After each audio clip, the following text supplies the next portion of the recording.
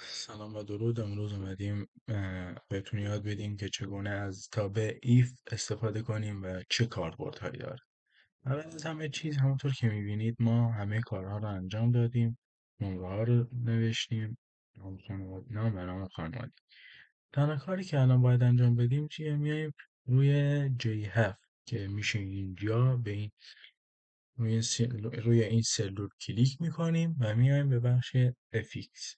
بعد میایم اینجا از تابع ایف استفاده میکنیم. خب اینجا که اومدیم میایم روی اینجا که میشه K7 کلیک میکنیم و بعدش از علامت چیک و بزرگ یا بزرگ استفاده میکنیم و میایم مساوی رو میزنیم و مساوی 10.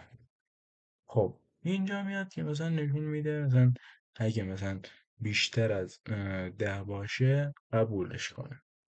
خب یعنی اینجا می‌نویسیم قبول و اگه کمتر از 10 باشه مردود باشه. خب میایم اینجا روی این کلیک میکنیم روی اینتر یا همون اوکی. خب همونطور که میبینید اینجا الان بهمون نشون داد که قبول هستش. اگه برای باقی هم میخواید، برای اینکه باقی رو هم در بیارید که مثلا مردود دیگه لازم نیست از FX استفاده کنیم. میایم با روش اتوفین اینو میکشیم و همه رو برامون در میاره. خب خسته نباشید.